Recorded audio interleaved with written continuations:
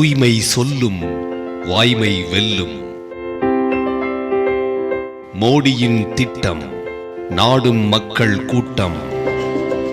மோடியின் தூய்மையான இந்தியா. சுத்தம் சுகம் தரும், சுகாதாரமே நலமான வாழ்வை தரும். பலத்தை நம்பும் நாம் நம் நலத்தை நம்புவது தற்போது குறைந்து வருகிறது. மாற்று சிந்தனைகளால் மகத்தான திட்டங்களை கொண்டு வந்து மாபெரும் வெற்றி பெற்று மக்களின் பயன்பாட்டிற்கு விடுவது பிரதமர் மோடி அவர்களுக்கு சாதாரண விஷயம்.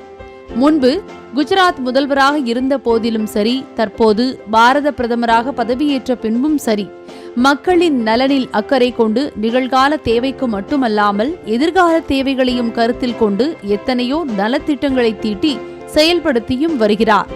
இவை நாட்டின் வளர்ச்சிக்கும் மக்களின் மலர்ச்சிக்கும் அடித்தளமாக அமைந்து விடுவதால் மோடியின் திட்டங்கள் அனைத்தும் மக்களிடம் மாபெரும் வரவேற்பை பெற்று வருகிறது.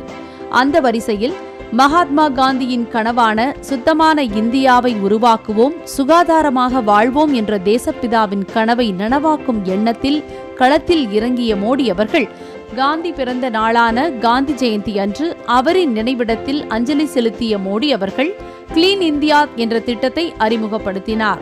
டெல்லியில் துப்புரவு பணியாளர்களின் காலனியான வால்மீகி பஸ்தியிலிருந்து இந்த திட்டத்தை தொடங்கிய மோடி அவர்கள் நாட்டின் உயர்ந்த பதவியில் இருந்தாலும் தற்பெருமை கொள்ளாத தலைவராய் செய்வதை திருந்தச் செய் என்று துப்புரவு தொழிலாளர்கள் பயன்படுத்தும் துடைப்பத்தை கையில் எடுத்து குப்பையை கூட்டி அள்ளி குப்பை தொட்டியில் போட்டு இத்திட்டத்தை துவக்கி வைத்தார்.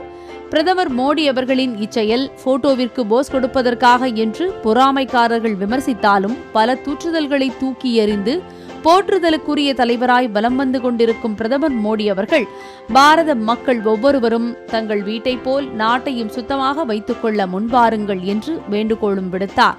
சுயநலத்தை விடுத்து பொதுநல நன்மைகளை நாடிச் செல்வதே மனித பண்புக்கு அழகு சேர்க்கும் என்று மாணவர்கள் முதற்கொண்டு மக்கள் மத்தியிலும் கிளீன் இந்தியா திட்டம் மாபெரும் வரவேற்பை பெற்றுள்ளதுடன் அதற்கான வேலைகளில் கட்சி தொண்டர்கள், அதிகாரிகள் மட்டுமல்லாமல் கடைநிலை ஊழியர்களில் இருந்து கல்வி கற்கும் மாணவர்கள் வரைக்கும் தூய்மையான இந்தியா பணியில் தம்மை அர்ப்பணித்து வருகின்றனர். இப்போ நம்ம பாரத பிரதமர் நரேந்திர மோடி ஸ்வச் பாரத்னு சொல்லிட்டு ஒரு ஆர்கனைசேஷன் ஆரம்பிச்சிருக்காரு. அது என்ன பண்ணுதுன்னா, இந்தியாவை தூய்மைப்படுத்துறதுக்காக அவர் முயற்சி எடுத்திருக்காரு. அவரோட கைக்கு உறுதுணையாக இருக்கிறதுக்காக நாங்கள் ஸ்டூடெண்ட்ஸ் எல்லாரும் சேர்ந்து பண்ணிட்டு இருக்கோம். நீங்கள் பொதுமக்களே எல்லாரும் சேர்ந்து இது பண்ணும்போது சீக்கிரமாக தூய்மையடையும். இந்தியா தூய்மையாக இருந்தால் நம்மளாம் தூய்மையாக இருக்கும், நோய்கள்லாம் குறையும். அதுக்காக நீங்கள் எல்லாரும் இதுக்காக நீங்கள் வேலை செய்யணும் அப்படின்னு எல்லாருக்கும். தொழில் நிறுவனங்களில் இருந்து வெளியேறும் ரசாயன புகை, ரசாயன கழிவுகளின் சங்கமிப்பு, குப்பை கூளங்களின் குவிப்பிடம் என்று நாட்டின் சுகாதாரத்திற்கு சாபக்கேடாக அமைந்து மக்களுக்கு பல வகைகளில் அழிவுகளை ஏற்படுத்தி வரும் இந்த கழிவுகளை அப்புறப்படுத்தி அழிக்க ஒவ்வொருவரும் தம்மை அர்ப்பணிக்க வேண்டும் என்று தூய்மையான இந்தியா திட்டத்திற்காக மத்திய அரசின் சார்பில் 2 லட்சம் கோடி ரூபாய் அளவிற்கு நிதி ஒதுக்கப்பட்டு வரும் 2019ஆம் ஆண்டு வரவிருக்கும் காந்திஜியின் 150வது பிறந்த நாளில் தூய்மையான தேசமாக நம் பாரத தேசம் மிளிர வேண்டும் என்று பிரதமர் மோடியின் இத்திட்டம் விளையாட்டு வீரர்களில் இருந்து சினிமா துறையினர் மட்டுமல்லாமல் பல்வேறு தலைவர்களும் இத்திட்டத்தை பற்றிய விழிப்புணர்வை ஏற்படுத்தியும் அவற்றை செயல்படுத்தியும் வருகின்றனர்.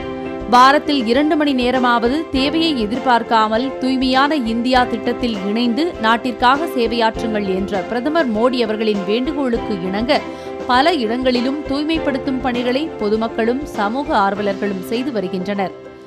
சுத்தத்திற்கும் சுகாதாரத்திற்கும் மேலை நாடுகளை மேற்கோள் காட்டாமல் ஒவ்வொருவரும் ஒருங்கிணைந்து செயல்பட்டால் நம் பாரத தேசம் தூய்மையான தேசமாக மிளிரும் என்று எதையும் வித்தியாசமாகவும் விரைவாகவும் செய்து முடிக்கும் பாரத பிரதமர் நரேந்திர மோடியின் தூய்மையான இந்தியா திட்டத்திற்கு தோள் கொடுத்து பாரதத்தை சுத்தப்படுத்தும் பணிக்கு தம்மை அர்ப்பணிப்போம். வீட்டு சுத்தம், நாட்டு சுத்தம், வீணா போன பொருட்களை வீதியில் எரியாமல் அதற்காக வைத்துள்ள குப்பை தொட்டிகளில் போடுவோம். குப்பைகளுக்கு குட்பை சொல்வோம். சுத்தமான தேசம், சுகாதாரமான வாழ்வு என்று வளர்ச்சி பாதையில் பயணிப்போம். லோட்டஸ் செய்திகளுக்காக நாகேஸ்வரி சவுந்தரராஜன்.